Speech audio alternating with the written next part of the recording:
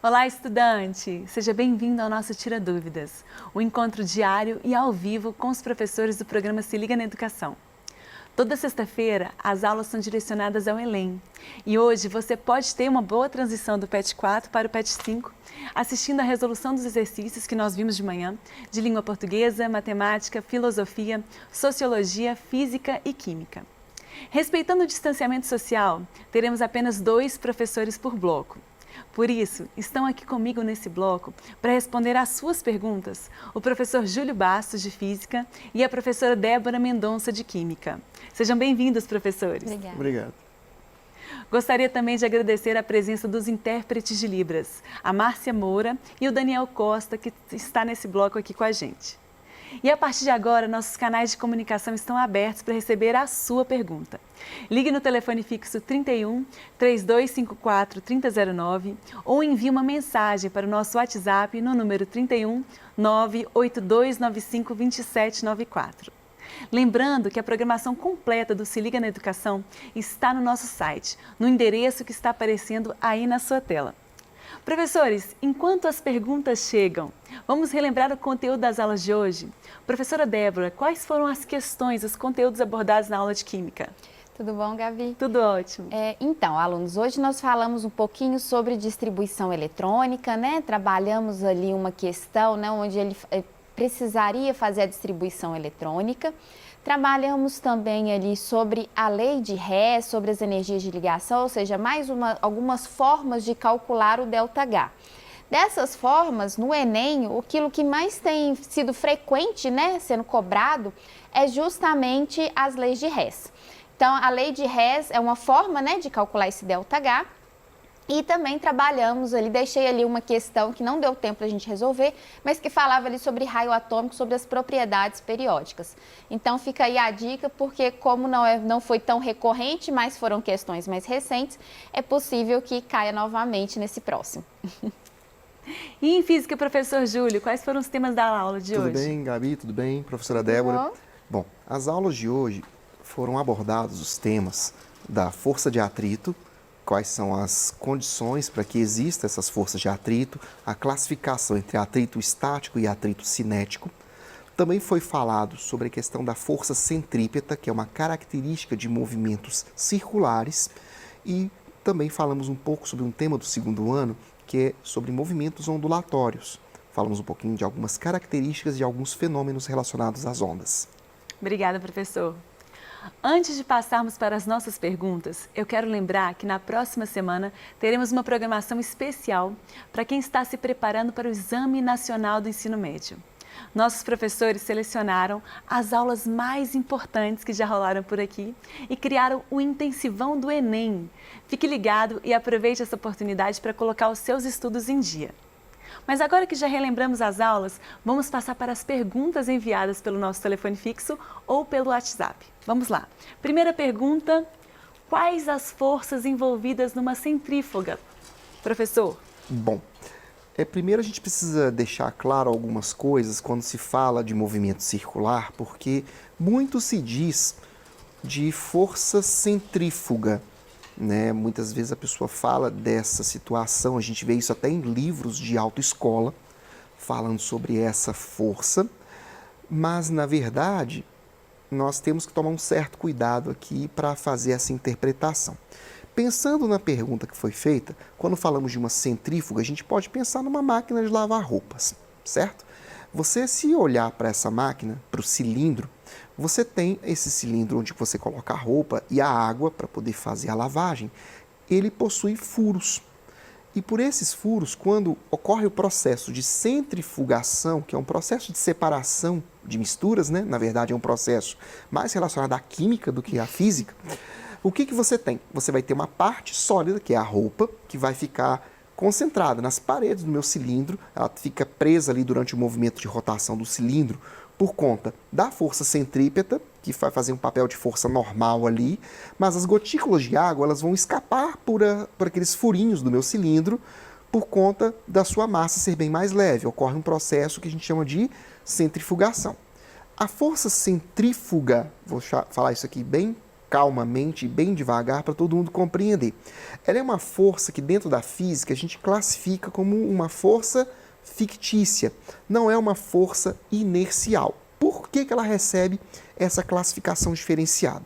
Você só consegue perceber a força centrífuga se você estiver no local ou você for o próprio agente que vai sofrer a ação dessa força.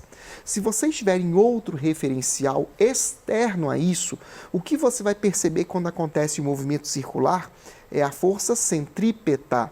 Força centrípeta é aquela que justamente permite o movimento circular. Ela sempre atua para o centro daquela curva, não necessariamente apenas em movimentos circulares, também em movimentos curvilíneos, como por exemplo, quando você está dentro de um carro e ele faz uma curva, o que permite esse carro fazer a curva é a força centrípeta. Mas a sensação que você tem de ser jogado para fora da curva quando está acontecendo isso, cuidado, não é força centrífuga não, tá? Na verdade, ali é um efeito de inércia que está acontecendo, porque a sua tendência quando está em movimento retilíneo é permanecer em movimento retilíneo, conforme a gente vê na primeira lei de Newton. Então, quando ocorre uma súbita mudança de direção, a sua tendência é permanecer no movimento retilíneo. Então, vem aquela falsa sensação de que você está sendo jogado para fora da curva. Não é força centrífuga, pelo amor de Deus, gente. Não confundam isso, porque a gente ouve isso muito. Como eu disse, algumas pessoas falam, você viu no livro de autoescola. Cuidado, essa informação tem que ser tomada bastante cuidado para interpretar e não é assim que funciona, tá bom? Espero ter ajudado a compreender um pouco a diferença das duas, força centrífuga e força centrípeta. É legal porque você falou do autoescola, eu lembro disso, de ter falado com a minha professora de autoescola, falei assim, eu acho que essa força não existe, a força centrífuga. É, de fato, os instrutores de autoescola, eles ficam falando dessa força centrífuga o tempo todo.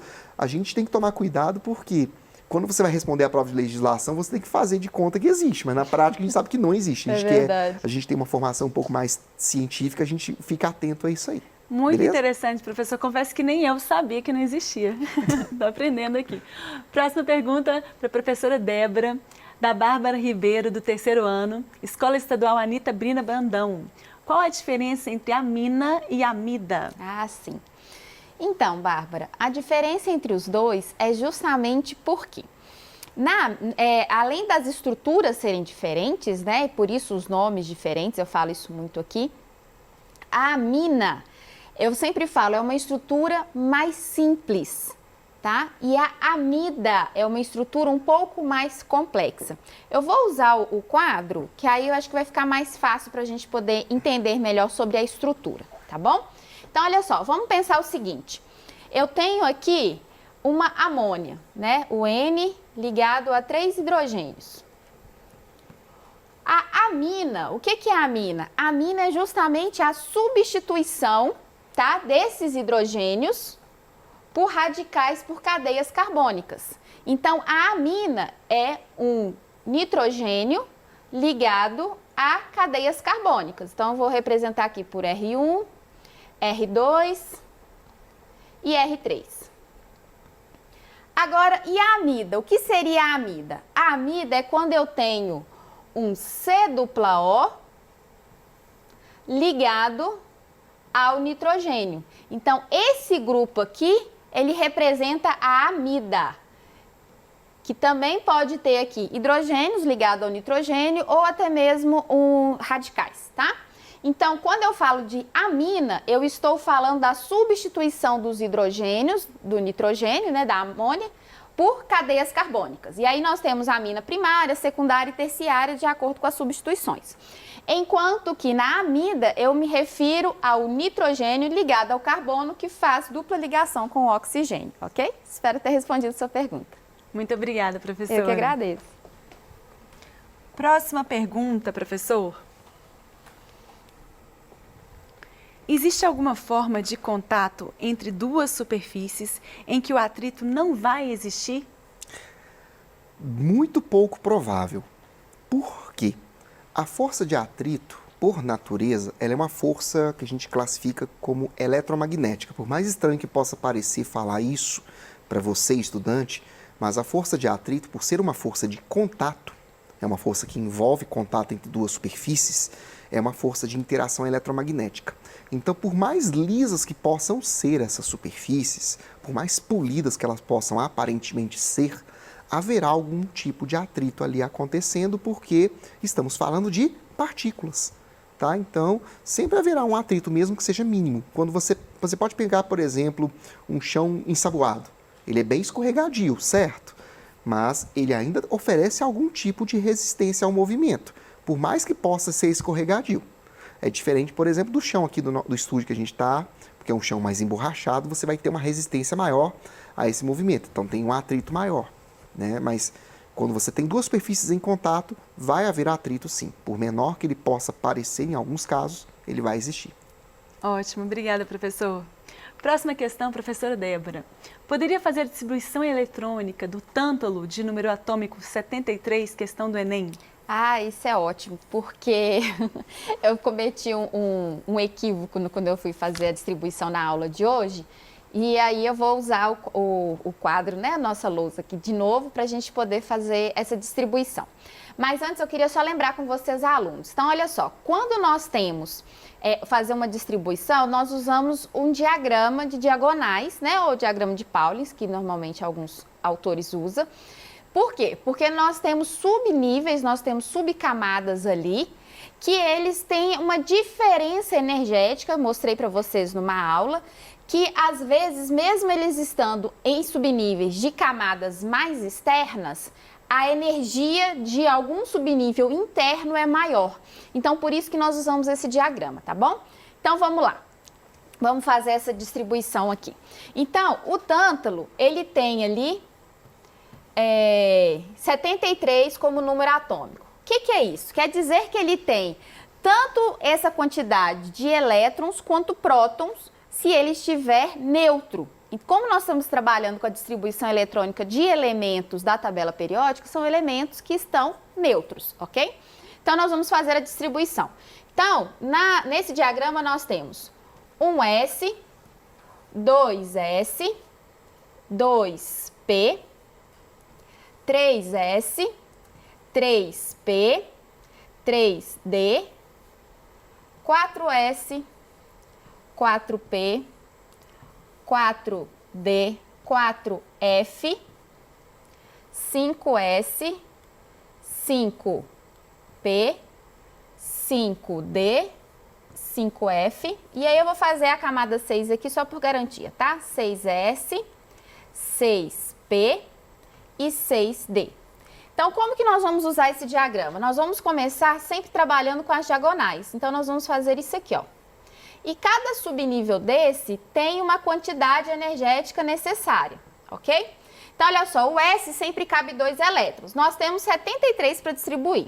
Então, aqui vai ser 2 elétrons aqui no 1S, então vai ser 1S2, 2S2. No P cabe 6, então vai ser 2P6. E aqui eu continuo, aí vou para cá para o 3. 3S2, volto aqui para cima, 3P6, 4S2. Aí eu venho agora aqui, ó, essa outra diagonal. Começando agora do D. O D cabe 10. Então, 10 elétrons aqui, 6 elétrons no 4P, 2 elétrons no 5S. Venho aqui novamente, outra diagonal. Então, aqui, 4D, 10, 5P, 6, 6S2. E aí, eu volto aqui para o 4F, 14 e finalizo aqui no 5D, 3. Então, o que faltou para a gente aqui na aula foi justamente esse 4F, ok? Esse 4F14. Então, contando aqui, você vai ter os 73 elétrons sendo distribuídos. Então, quais são as dicas que eu dei na aula de hoje? Bom, a última camada vai ser justamente o último número. Então, esse 6 aqui, ó, vai representar a camada mais externa, ok? E esse 5D3 aqui vai representar a camada mais energética, ou seja, foi aonde ele finalizou.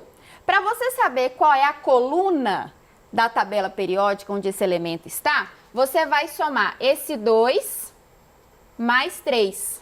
Então, ele vai estar na coluna 5. Coluna 5, metais de transição, ok? E qual que é o período que ele se encontra? É justamente o período 6. Por quê? É a última camada, é a camada mais externa. Ou seja, ele é justamente daquele período. Então, ele é da coluna 5, período 6. Ok? Espero ter ajudado aí, corrigido o meu erro da aula. Tá Obrigada, ótimo, professora. Obrigada. Só duas complementações em relação à explicação da professora Débora. Primeiro, ela estava falando aqui da questão dos subníveis e dos níveis que a gente encontra nos átomos, né? Essa classificação a gente usa de forma didática, porque, na verdade, a estrutura do átomo, você não tem camadas pré-estabelecidas, você tem nuvens eletrônicas, onde você vai ter uma probabilidade de encontrar aquele elétron viajando ali. Você não tem uma coisa definidinha, como a gente às vezes pensa no modelo do Bohr, né? Do Rutherford, que é uma coisa mais bonitinha, mais circular, não. É uma coisa bem, assim, bem aleatória. E esse lance aí dos subníveis, é importante você, estudante, perceber que o subnível não precisa ser o mais externo para ser o mais energético, como a professora ressaltou muito bem isso aí, tá? Então ficam essas duas dicas aí para vocês ficarem ligados. É interessante a gente falar disso porque muitas pessoas acreditam ainda no modelo atômico atual como sendo de Bohr e Rutherford, né? Aquele modelo onde você tem o núcleo e tem ali as camadas, né? Tem até uns desenhos, alguns desenhos a respeito disso que é muito bonitos, mas na verdade o modelo atual que nós utilizamos é esse que o professor Júlio falou, que na verdade nós temos uma região provável, nuvens, né, que nós chamamos, aonde poderia estar ali o elétron, né? Então assim, dentro desse novo modelo, né, a gente ainda não teve oportunidade de trabalhar aqui no Se Liga, mas é interessante vocês estarem por dentro disso também. Perfeito, obrigada, professora. Próxima pergunta. O som pode ser polarizado? Questão do Enem, professor. Bom, aí a gente tem que tomar um certo cuidado para entender o que é o processo de polarização de uma onda. Essa polarização é um fenômeno que acontece exclusivamente com ondas transversais, ok? Então, a gente tem que observar, se a onda for transversal, ela pode ser polarizada. É o caso da luz, por exemplo. O que seria essa polarização? Seria uma espécie de filtragem da intensidade luminosa. Quando você pega a luz, que é uma onda, a luz comum, vamos dizer assim, é uma luz não polarizada, ela tem variações de campo elétrico, de campo magnético, que vão oscilar em todas as direções. Quando você passa com essa luz por um filtro, polarizante, você vai ter uma filtragem daquelas ondas e vai passar apenas uma determinada direção de propagação da luz. Isso é explicado, por exemplo, quando você pega um filme mesmo, que você coloca em janelas de carro ou de casa mesmo. Você reduz a intensidade luminosa que atravessa para o outro lado. No caso do som, ele é uma onda longitudinal. E onda longitudinal não pode ser polarizada. Tudo bem, estudante? Então fique muito atento a isso. A polarização é um fenômeno exclusivamente de onda transversal. E o som, por ser uma onda longitudinal, não tem como ser polarizado. Ótimo, professor. Obrigada. Próxima pergunta para a professora Débora. Poderia explicar novamente sobre os orbitais? A Letícia, do primeiro ano da Escola Estadual Francisco Bernardino, perguntou. Ah, sim. Nós trabalhamos, né, como o professor Júlio aqui também complementou muito bem, a respeito justamente desse modelo atômico, né, onde nós trabalhamos ali até o modelo de Rutherford, né, o modelo de Bohr-Rutherford, né, que é aquela contribuição a respeito da eletrosfera. Então, considerando na eletrosfera dentro desse modelo, nós teríamos ali camadas, níveis, né, locais aonde estariam esses elétrons. Dentro do modelo atual, nós chamamos essas regiões de nuvens, que é justamente as regiões aonde seria provável onde esteja um elétron. Por quê? A forma como nós temos hoje, e aí esse mecanismo o professor Júlio vai saber falar um pouco melhor, de como detectar um elétron, nós acabamos incidindo uma certa energia para o elétron e aí ele, ao receber essa energia, ele pularia de camada. Então, sempre que você tentar se ver, coloco bastante aspas nisso, né, simplificando bem o termo, mas sempre que você tentar se ver ou localizar ali o elétron, ele não poderia estar mais ali porque você estaria fornecendo um certo tipo de energia a ele. Então, os orbitais, né, para o primeiro ano, aquilo que nós estamos trabalhando, a ideia seria as regiões onde estariam os elétrons, tá? Se o professor Júlio quiser fazer alguma complementação. Sim, sim. O que acontece, como a professora Débora estava colocando aqui, a gente trabalha no modelo atual, tanto na física como na química, com um modelo atômico, onde você tem as nuvens, em que você tem uma probabilidade de encontrar um elétron em uma determinada posição. Só que existe uma lei dentro da mecânica quântica, que é chamada de princípio da incerteza, em que, se você fornece energia para esse elétron, para poder enxergá-lo, como foi muito bem frisado, entre aspas, você vai perder aquela informação. Você não consegue ter uma precisão de medida da posição ou do tempo, que a gente fala é momento linear e posição. A gente tem uma coisa ou a outra. Se você tenta afinar muito o ajuste, vamos dizer assim, para uma dessas variáveis, você perde a outra. Você nunca consegue ter as duas bem definidas. Isso é um princípio, como eu acabei de dizer, da física moderna. Tá? É uma coisa que a gente foi descoberta aí há mais ou menos 100 anos. Quando a gente fala de física moderna, estou falando de 150 anos para cá. Tá bom? Então aí você tem essa questão da incerteza, é uma probabilidade de encontrar o elétron naquela posição. É diferente, por exemplo, do modelo do Rutherford, do Bohr, que a gente vê no caso da química da primeira série, em que você trabalha com um modelo mais clássico, onde você tem órbitas bem definidas, onde você vai encontrar o elétron ali bonitinho. Na prática não é bem assim que funciona, mas isso aí é um papo que vocês vão ter mais adiante, quem for seguir uma área mais da parte de ciências mesmo, física, química, é que vai ter um aprofundamento maior sobre essas ideias aí dentro das disciplinas de física ou de química quântica. Ótimo, professor, muito obrigada. Próxima pergunta. Qual a principal diferença entre atrito estático e atrito dinâmico? Questão do Enem. Pois bem, atrito estático, o próprio nome sugere, algo que está parado. Muita gente tem a falsa impressão de pensar que força de atrito só existe quando há movimento. Só que não. Por exemplo, se eu tento empurrar essa mesa aqui, eu estou aplicando uma força sobre ela para fazer isso. Só que, se ela não se mover, a gente viu em aulas anteriores, não apenas do Enem, mas nas minhas aulas mesmo, lá no ciclo 3 do ensino médio, que um corpo para estar parado, eu tenho que ter duas condições que devem ser observadas. Ou nenhuma força está sendo aplicada sobre esse corpo, ou a força resultante aplicada tem que ser zero. Então, horas, se eu estou aplicando uma força sobre uma mesa, então tem uma força aqui de algum valor qualquer. Tem que haver uma segunda força que vai cancelar a primeira para que a resultante seja zero, para que esse corpo permaneça parado. E que força é essa que vai aparecer para anular a força que eu estou aplicando? É justamente a força de atrito estático. Essa força de atrito estático ela tem como característica sempre ser igual à força que eu estou aplicando sobre o objeto, de modo que a resultante das forças se anule, para que ocorra o repouso. Quando você atinge um valor máximo, isso aí depende, por exemplo, da massa do objeto, depende do grau de aspereza das superfícies, aí a gente tem o que nós chamamos de força máxima de atrito estático, que é aquela fórmula Fe igual a μ, que é o coeficiente de atrito estático, vezes a força normal.